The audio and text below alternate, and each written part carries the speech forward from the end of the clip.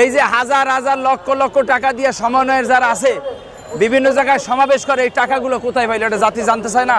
সাজিলের গায়ে আপনার 250 টাকার পাঞ্জাবি আছিল, এখন 15,000 টাকা দামের পাঞ্জাবি, এটা বাংলার মানুষ জানে না।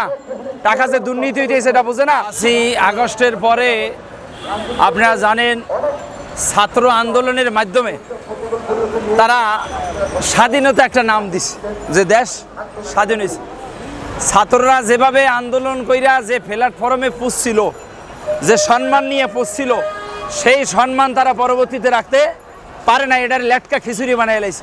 ওনারা বিভিন্ন জেলায় কিশোরগঞ্জ যায় সমাবেশ করে, চট্টগ্রামে যায় সমাবেশ করে, বরিশালে যায় সমাবেশ করে, রাজশাহী যায় সমাবেশ করে।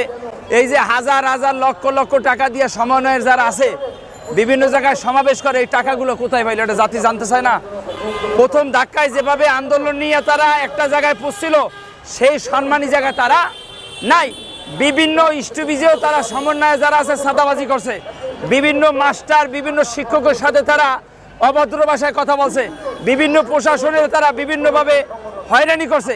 এগুলো তো শিক্ষকের কাছে, ছাত্রদের কাছে শিক্ষক কোনো সময় আশা করে না।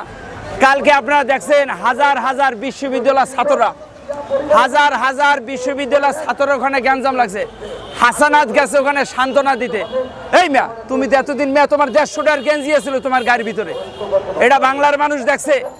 আপনার সাজিলের গায়ে আপনার 250 টাকার পাঞ্জাবি ছিল, এখন 15,000 টাকা দামের পাঞ্জাবি, এটা বাংলার মানুষ জানে না। টাকা যে দুর্নীতি হইতেছে এটা বোঝে না। আপনার সচিবালয়ে আগুন রাখছে, হাজার হাজার মানুষের চিকিৎসার কাগজের জমা দিয়ে দিয়েছে, এই টাকা এখন পর্যন্ত অনেকে পায় নাই। তো বর্তমানে সমন্বয়ের যারা আছে এই নামটারে বিলুপ্ত করতে হয়, এটা একবারে বাজেয়াপ্ত করা উচিত। বাংলাদেশে বর্তমানে প্রধান উপদেষ্টা ডক্টর ইউনূস সাহেব যিনি আছেন তার দৃষ্টি আকর্ষণ করব, সেনাপতির প্রধান যিনি আছেন তার দৃষ্টি আকর্ষণ করব, এমনকি রাষ্ট্রপতি যিনি আছেন, আপনাদের 3 জনের কাছে এই দেশ নির্ভরতা। আপনারা যেভাবে সারপোকা লইয়ে পড়ছেন, এই সারপোকা লইয়ে জীবনে দেশ চলে না। আপনাদের ভিতরে যে সারপোকাগুলা লইয়ে পড়ছেন, এদের ভিতরে কিন্তু দুর্নীতি ঢুকে গেছে। এদেরকে সতর্ক করেন। এরা যতটুক মানুষ না, এরা যতটুক মানুষ তত বড় কথা বলবে, কিন্তু মানুষ অনুসারে তারা কথা অনেক বড় বড় অনেক কথা বা বিভিন্ন জায়গায় স্টুপিজে তারা বলে।